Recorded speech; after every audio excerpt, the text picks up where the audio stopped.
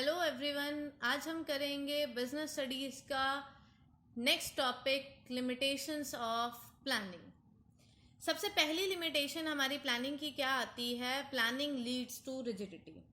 देखिए, कोई भी ऑर्गेनाइजेशन हो, वो जो भी प्लान बनाती है वो अपने स्पेसिफिक गोल को अचीव करने के लिए बनाती है और एक स्पेसिफिक टाइम के लिए प्लान किए जाते हैं। लेकिन जो ये प्लानिंग होती है, इससे एक प्रॉब्लम क्रिएट होती है, लिमिटेशन क्रिएट होती है, और वो लिमिटेशन क्या है? रिजिडिटी। प्लानिंग में क्या है, जो भी आपने प्लान बनाए हैं, जो भी मैनेजर्स ने प्लान बनाए हैं, वो क्या होते हैं? रिजिड। रिजिड का मतलब क्या है कि आप उन्हीं प्लान के ऊपर स्टिक हो जाओगे, यानी कि जो भी प्लान आपने प्रेजेंट में बनाए हैं तो फ्यूचर में आपको उसके अकॉर्डिंग ही काम करना है, यानी कि स्ट्रिक्टली फॉलो करना है जो भी आपने प्री डिटरमाइंड पॉलिसी बनानी है। यानी कि मैनेजर के लिए ये प्लान क्या है? फिक्स हो गए हैं, यानी कि इसमें वो कोई क्रिएटिविटी शो नहीं कर सकता है, यानी कि फ्लेक्सिबल नहीं होंगे, कोई भी चेंजेस नहीं हो सकते। जो भी प्लान बना दिया तो आपको उसके अकॉर्डिंग ही काम करना है। सेकेंड हमारी क्या आता है? प्लानिंग में not work in a dynamic environment. Planning dynamic environment में काम नहीं कर सकता। डायनेमिक का मतलब क्या है? Changing environment. और बिजनेस एनवायरनमेंट क्या होता है हमारा? डायनेमिक। क्योंकि बिजनेस एनवायरनमेंट हमें लास्ट यूनिट पढ़ी थी कि बिजनेस एनवायरनमेंट डायनेमिक है, जो चेंज होता रहता है। और जो भी हमने प्लान अपनी ऑर्गेनाइजेशन के लिए बनाए हैं, वो प्लान क्या कहाँ फॉलो होंगे? एक्सटर्नल एनवायरनमेंट में, यानी कि जिसके ऊपर एक एनवायरनमेंट का इफेक्ट पड़ेगा। तो यानी कि कोई भी ऑर्गेनाइजेशन है तो उसे उन प्लान्स को बनाने के लिए क्या करना पड़ता है? चेंजेस करने पड़ते हैं लगातार। यानी कि अगर वो पॉजिटिव रिजल्ट चाहता है तो यानी कि उसे क्या करना पड़ेगा? मार्केट के अकॉर्डिंग स्टडी करनी पड़ेगी। लेकिन प्लानिंग क्या है? पहले ही हमने वो प्लान बना चुके हैं और उन प्लान में हम कोई चेंजेस नहीं कर सकते। तो इसीलिए प्लानिंग कभी भी डायनेमिक एनवायरनमेंट में काम नहीं कर सकता है, यानी कि उसमें हम बदलाव नहीं कर सकते हैं। क्योंकि और ये बड़ा डिफिकल्ट होता है कि हम फ्यूचर के लिए जो भी प्लान बना रहे हो वो बिल्कुल एक्यूरेट हो, क्योंकि हमारी इकोनॉमिक कंडीशंस हैं, गवर्नमेंट की पॉलिसी है, कस्टमर का प्रेफरेंस है, ह्यूमन बिहेवियर है, या नेचुरल कैलेमिटीज हैं, वो क्या होती रहती हैं? चेंज होती रहती हैं। थर्ड हमारी प्रॉब्लम क्या आती है? लिमिटेशन क्या आती है? Planning reduced creativity. अब हमने पहले भी पढ़ा कि प्लानिंग एक ऐसी एक्टिविटी है जिस एक्टिविटी को कौन करता है? हमारी टॉप मैनेजमेंट। और रेस्ट के जो मेंबर्स होते हैं, हमारे मिडिल लेवल के हैं या लोअर लेवल के मेंबर्स हैं, वो मेंबर्स क्या करते हैं? जो भी टॉप मैनेजमेंट ने प्लान्स बनाए हैं उनको फॉलो करते हैं। यानी कि मिडिल मैनेजमेंट का काम क्या है, या जो भी डिसीजन मेकर्स हैं उनके लिए कोई अलाउड नहीं होता कि वो उन प्लान्स में कोई भी डेविएशन कर सके, यानी कि वो अपने अकॉर्डिंग कोई भी काम नहीं कर सकते। यानी कि उनके अंदर कोई स्किल है, कोई क्रिएटिविटी है, अगर वो कोई इनिशिएटिव भी लेना चाहे तो वो नहीं ले सकते हैं, क्योंकि प्लानिंग क्रिएटिविटी को खत्म कर देता है। नेक्स्ट क्या है? Planning involve huge cost. Planning क्या है? बड़ा ही एक्सपेंसिव प्रोसेस होता है। क्यों? क्योंकि जब हम प्लानिंग करते हैं ना, तो हम क्या करते हैं? बहुत सारा पैसा खर्च करते हैं, इंफॉर्मेशन को इकट्ठी करते हैं, उनको इवेल्युएट करते हैं, हर एक्टिविटी को कैलकुलेट करते हैं कि फ्यूचर में इसके अकॉर्डिंग काम होगा या नहीं होगा। तो इसीलिए प्लानिंग में बहुत सारा पैसा खर्च हो जाता है। तो इसीलिए क्या है, ये भी एक इसकी कमी है कि जो स्मॉल ऑर्गेनाइजेशंस हैं वो अवॉइड करती हैं, क्योंकि इसमें पैसा खर्च होता है और स्मॉल ऑर्गेनाइजेशन के पास पहले ही फंड्स की कमी होती है। तो इसीलिए वो प्लानिंग को क्या करती है? अवॉइड करती है, क्योंकि इसमें बहुत सारे एक्सपेंसेस होते हैं। जैसे हमें एक्सपर्ट की राय लेनी है, कोई इन्वेस्टिगेशन करनी है, मीटिंग्स करनी है, सेमिनार्स ऑर्गेनाइज करने हैं, तो इसीलिए बहुत पैसा खर्च हो जाता है। तो इसीलिए भी ये किसकी लिमिटेशन है। नेक्स्ट क्या है? प्लानिंग एक टाइम कंज्यूमिंग प्रोसेस है। टाइम कंज्यूमिंग प्रोसेस क्या है कि यानी कि इसमें बहुत सारा टाइम कंज्यूम होता है। टाइम कंज्यूम कैसे? क्योंकि आपको जो भी इंफॉर्मेशन है, पहले आप उसको कलेक्ट करोगे, फिर कलेक्शन करने के बाद क्या करोगे? उस इंफॉर्मेशन को एनालाइज करोगे। हमने इकोनॉमिक्स में भी ये कंसेप्ट स्टैटिस्टिक्स में करा हुआ है। और इंटरप्रिटेशन करोगे उस डाटा को। यानी कि आप इतना सारा टाइम लोगे एक काम को करने के लिए, यानी कि कोई भी काम स्टार्ट करना है तो स्टार्ट करने से पहले आपको इतनी सारी एक्टिविटीज करनी पड़ती है। तो ये अपने आप में एक बहुत डिफिकल्ट एक्सरसाइज होती है, और कई बार ऐसी इमरजेंसी आ जाती है जिसकी वजह से आपको इमीडिएट डिसीजन लेना पड़ता है, और वो प्लानिंग आपकी क्या हो जाती है? वेस्ट हो जाती है। तो इसीलिए प्लानिंग को क्या कहते हैं? Time consuming process. अब नेक्स्ट हमारी लिमिटेशन इसकी क्या आती है, planning does not guarantee success. Planning success की गारंटी नहीं देता। अब ये नहीं होता कि हमने सोच लिया कि हमारे 80% मार्क्स आने चाहिए, उसके अकॉर्डिंग हमने टाइम टेबल बना लिया और इसके अकॉर्डिंग हम सक्सेस ले लेंगे। प्लानिंग गारंटी नहीं देता है कि सक्सेस मिलेगी। वो गारंटी तब देता है कि जब आपने अपने वो जो प्लान बनाए थे उन प्लान्स को प्रॉपरली आप इम्प्लीमेंट कर रहे हो, और उसके बाद जो भी आपने प्लान बनाए थे वो उस एनवायरनमेंट के अकॉर्डिंग बिल्कुल सही हो। तो यानी कि प्लानिंग सिर्फ सक्सेस नहीं देता, उस प्लानिंग के साथ आपको क्या करने पड़ते हैं, एफर्ट्स करने पड़ते हैं, तभी जाके आपको सक्सेस मिलती है। ये थी हमारी लिमिटेशन। इसके बाद हमारा नेक्स्ट टॉपिक आता है स्टेप्स ऑफ प्लानिंग, जिसे आप प्रोसेस भी कह सकते हैं कि प्लानिंग का प्रोसेस क्या है।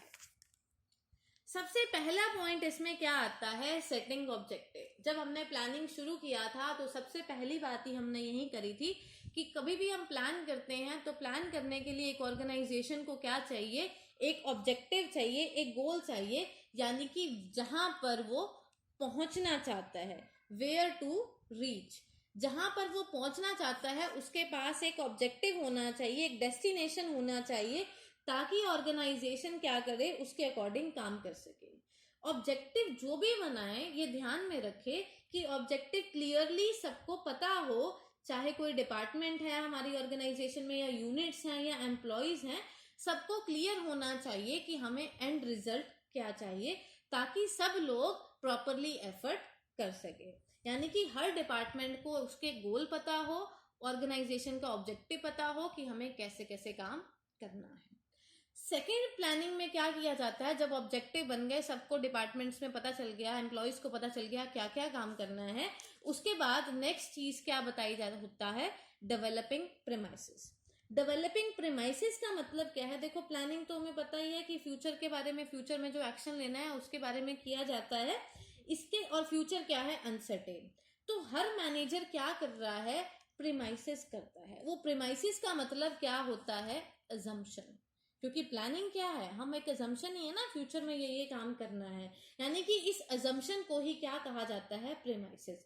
यानी कि प्रेमाइसिस क्या है, एक बेस मटेरियल है जिसके बेसिस पे हम प्लान्स को बनाते हैं। यानी कि जो भी प्लान है उसको फोरकास्ट करेंगे, या कोई भी पुरानी इंफॉर्मेशन है या जो भी एग्जिस्टिंग प्लान है उसको किस तरह से हम इफेक्टिव कर सकते हैं, वो चीज हम यहाँ पर डिसाइड करते हैं कि फोरकास्ट कैसे कैसे करना है, इंफॉर्मेशन को कैसे कैसे इकट्ठा करना है। यानी कि कोई भी फोरकास्ट करना है, यानी कि पर्टिकुलर प्रोडक्ट की डिमांड कितनी है, अगर पॉलिसी चेंज होती है तो क्या चेंज होगी, इंटरेस्ट रेट क्या होगा, कैपिटल गुड्स का प्राइस क्या होगा, टैक्स रेट क्या होगा, तो ये सारी क्या है, हम अजम्पशन लगा के चलते हैं। थर्ड हमारा पॉइंट क्या आता है, identifying alternative courses of action. जब हमने ऑब्जेक्टिव को सेट कर लिया, अजम्पशन बना ली, फ्यूचर में क्या क्या अजम्पशन करनी है, तो अगले पॉइंट पे हम देखते हैं कि हमारे ऑल्टरनेटिव्स क्या होंगे। ऑल्टरनेटिव का मतलब क्या है कि जब भी हम कोई प्लान बनाते हैं ना, तो हमारे दिमाग में बड़े सारे आइडियाज आ जाते हैं। अब आपको कहीं घूमने के लिए आपकी पेरेंट्स कहते हैं कि घूमने चलते हैं, तो आपका दिमाग क्या करता है, हम यहाँ चलते हैं, आपका ब्रदर कहता है यहाँ, आपकी सिस्टर कहती है यहाँ, या बहुत सब मम्मी कहती है यहाँ, पापा यहाँ। तो क्या है, बहुत सारे ऑल्टरनेटिव्स आपके पास आते हैं। लेकिन प्लानिंग में क्या किया जाता है, जब हम प्लान करते हैं कि कहाँ जाना है, हम हर ऑल्टरनेटिव को आइडेंटिफाई करते हैं। यानी कि हर एक ऑल्टरनेटिव को हमने डिसाइड कर लिया, सबके ऑल्टरनेटिव्स को आइडेंटिफाई कर लिया कि क्या क्या ऑल्टरनेटिव हो सकते हैं, और उसके बाद हम अगले स्टेप पे जाएंगे, evaluating alternative courses of action. यानी कि जो भी ऑल्टरनेटिव थे, अगर हम कंपनी के पॉइंट ऑफ व्यू से सोचे, अगर कंपनी ऑर्गेनाइजेशन या कंपनी ग्रोथ चाहती है, तो वो ग्रोथ के अकॉर्डिंग उसके पास ऑल्टरनेटिव क्या अवेलेबल है, कि एक्सपैंड कैसे करना है, उसको प्रोडक्ट सेम लाइन का ही होना चाहिए, कौन से एरिया में करना है, या जॉइंट वेंचर करना है। तो जो भी उसने आइडेंटिफाई करा, फिर वो उसको क्या करेगा, इवैल्यूएट करेगा। इवैल्यूएट का मतलब क्या है, जो भी उसने लिस्ट बनाई थी उन लिस्ट के पॉजिटिव और नेगेटिव पॉइंट्स देखेगा, यानी कि उनके प्रॉन्स क्या है और कॉन्स क्या है, उनको वो चेक करेगा कि ये काम करने से क्या फायदा होगा, कितनी कॉस्ट लगेगी, कितने बेनिफिट्स होंगे, क्या क्या नुकसान हो सकता है, क्या क्या रिस्क हो सकता है, वो हर एक प्लान को इवैल्यूएट करेगा। अब जब उसने सारे प्लान के पॉजिटिव और नेगेटिव इम्पैक्ट को सबको देख लिया, सारे प्रॉन्स एंड कॉन्स देख लिए, उसके बाद वो क्या करेगा, जो उसको सबसे बेस्ट लगेगा उस ऑल्टरनेटिव को वो सिलेक्ट कर लेगा। यानी कि जो सबसे अच्छा बेनिफिट, जो सबसे अच्छा ऑप्शन होगा, ऑल्टरनेट होगा, उसको वो सिलेक्ट कर लेगा और उसके बेसिस पे, यानी कि ये पॉइंट क्या हो गया, डिसीजन मेकिंग कर ली उसने। यानी कि ये रियल पॉइंट था जहां पे उसने डिसीजन लेना था कि कौन सा प्लान उसके लिए प्रॉफिटेबल है, जहां पे नेगेटिव कॉन्सिक्वेंसेस क्या है, कम है। और ये उसने सारे पॉइंट्स में से देख के लिया। उसके बाद जब उसने एक बेस्ट ऑल्टरनेटिव को चूज कर लिया, नेक्स्ट उसका पॉइंट आता है इम्प्लीमेंटिंग द प्लान।